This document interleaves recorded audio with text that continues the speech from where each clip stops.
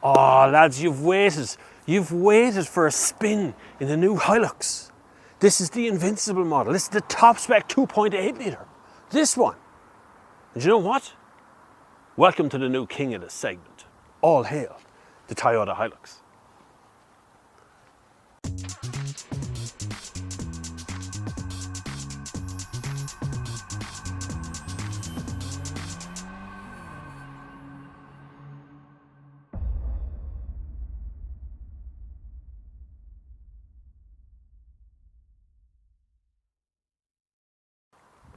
So why am I saying it's the new king of the segment? Well, there's a good number of reasons behind it. We're going to go through each one of the things as to why it's here.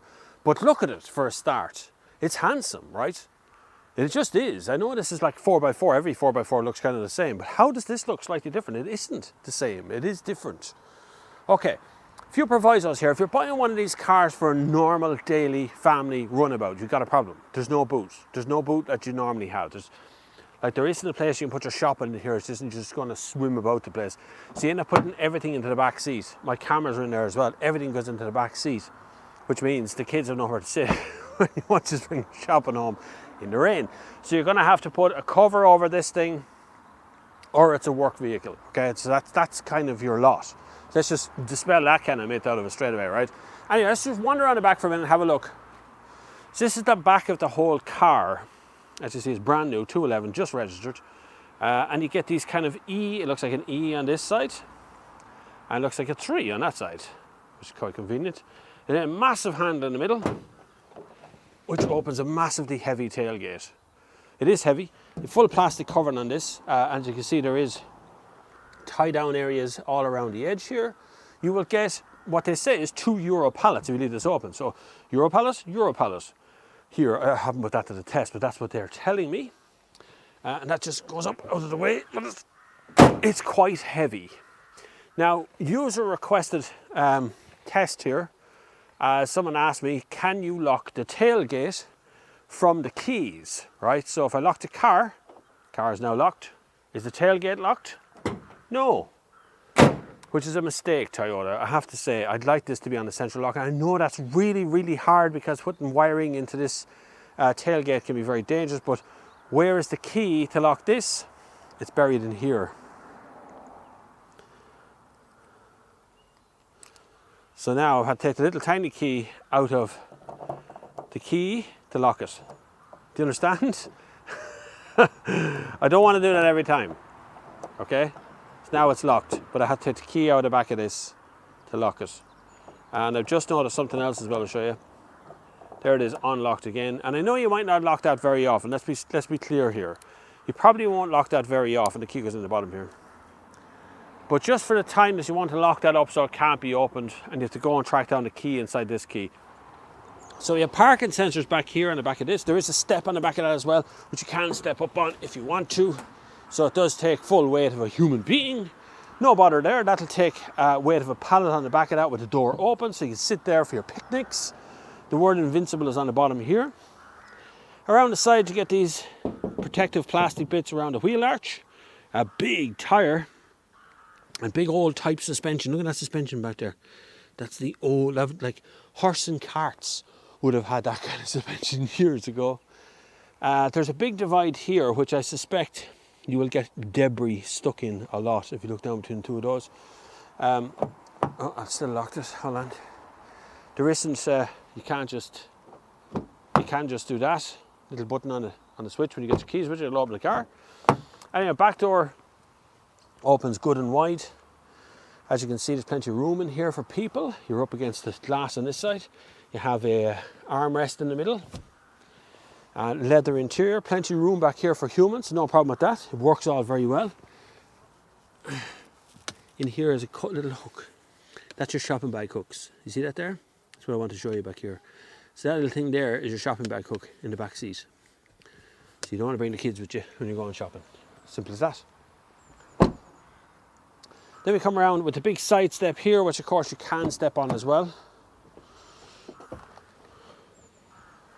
To battle! Next thing to say.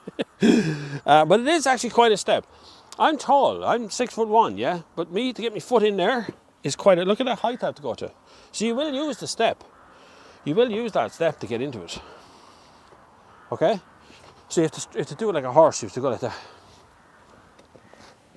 That's how you get into a Hilux, right? Just do that because the door's open and I have a key in my pocket. So anyway, coming along the front here, another big wheel arch. Fairings in here as well. Proper suspension on the front. Nice connection between the bonnet and the headlights. The bonnet rolls over the side here. Then we have little spot lamps down the front. Big headlights up here at the top. And then we're around the front of the car, which I think is very cool. Reminiscent of old bull bars, the way they've done the plastic fairings around here. This is all plastic, of course, here. So you can bop up against things. Which, of course, you will. What bull bars are for, right? And then opposite side. I think overall it is the handsomest in the segment now. I haven't always agreed that Toyota have been doing the best exterior design, but some of their cars lately have been fantastic. The Corolla being one of them. The Hilux being another one. The Yaris being another one. They're starting to really push forward with the look of the car. And right now the Hilux looks like it's meant to be here. Right, let's find out what you get on the inside of the Invincible. Now, that beeping just started there because it's getting in. So, as you can see, it's quite hard to get into. It's quite tall. It's very high up. That phone holder is my phone holder. It doesn't come with the car. So ignore that thing that's there. Straight away, I notice how black and normal it is in here. But actually, that's quite good because it's a work vehicle. So you do actually want it to be quite hard wearing. And it is. Really good materials used. Kind of sharp in places, but I expect that. These are automatics. By the Invincible one, the top spec one is actually an automatic. We'll come to the gearbox in a minute. So if I start it up, you'll see you get a real proper diesel noise. And you get all these 3D animations here with the Hilux coming up in front of you. Doors open, so we just quit that out of the way. We'll have a quick look at the fuel economy so far, which I can't get at right now. Hold on, hold your horses now a second. Information, there we are. After reset, 11 litres per 100 kilometres. It's quite hard on fuel, but they all are. Do 600 kilometres. My eco hour is no good. Eco saving, so 10 litres per 100 kilometres, give or take, is what the limit is. I would expect that for most of these kind of cars. You do get the standard interface from Toyota. This does have Apple CarPlay, it has Android Auto. It has one USB port up front. Disappointed in that one. I really wanted to have a couple of USB ports. As you can see there, it just has one. It has heated front seats left and right. It has downhill descent. And then you have, or down descent something control it is, anyway. Then you have the traction control, locking differentials on it. Also here, you got high 2, high 4, and then low 4. You have that as well. You've single zone time control, not dual zone, on your temperature here. And then you have a big glove box over this direction. It's a very big glove box, as you can see. You got a standard LED clock up top here, which is pretty normal stuff. It just harks back. It's very good. It actually harks back to a time when Toyota would put them in every car. Then you have two big cup holders here, which easily take a big bottle of water. And if I go over to the door here, there's another one down there that can take another bottle of water. There's plenty of space for things. Like, this isn't short of space. Even you got a little kind of cubby hole here. There's one up here, possibly for a mobile phone if you want to use it that. And then in here we have another 12 volt socket, which can do 1000 watts of power. If I open it up, it opens up upwards like that. And I don't really like that Toyota, by the way. It's hard to see into that one. So there's absolutely tons of room in here and commanding driving position. I'm looking out over the bonnet. It feels tall off the road. It just feels very good. I'm really impressed by this car.